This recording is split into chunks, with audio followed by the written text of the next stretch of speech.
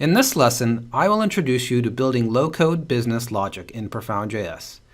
Business logic is usually triggered by some event. For example, when a customer is selected in the dropdown, the widget's onchange event is kicked off. We can scroll to the onchange property, select it, and click the build logic icon. This creates a routine for our business logic. Let's give it a meaningful name.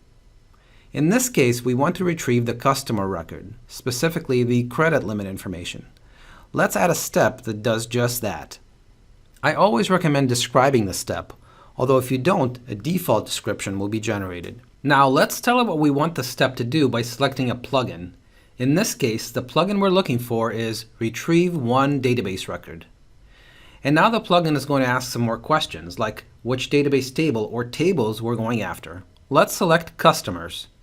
We technically don't need all customer fields. For this simple application, we only need the credit limit. Let's select it. The next question helps us build a criteria expression for retrieving the customer. By clicking on customer number, we're telling it to use this particular database column to locate the record. And now we just need to specify where the value for the customer number will come from. In this case, the value is coming directly from our screen's dropdown. The current name of our screen is simply my screen, but that can be changed at any time. Finally, let's specify where the credit limit data should go, which of course is also my screen.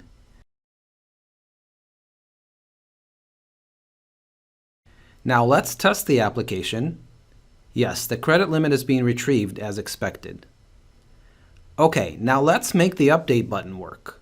When I right-click it and select Build Logic, it defaults to the onClick event. All we want to do is add an update step. Customers is the table we're updating. We'll use the customer number for our selection criteria.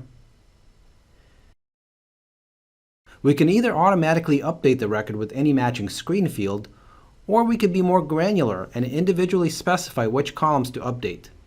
Let's do the latter and update the credit limit with a value from the text box on the screen.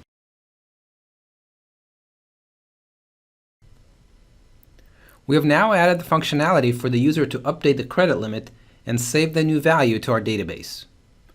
For some extra pizzazz, let's add logic to display the credit limit in red when it's above $50,000. The text box color property is bound, which allows us to control the color dynamically. If we wanted to control more than just color, we would either bind additional properties or consider using the CSS class property on the text box. In our customer selection routine, we can add logic using some simple JavaScript or use more of the plugins to implement this without writing any code. In this case, I'm just going to use the setScreenFields plugin to specify the credit limit color based on a condition.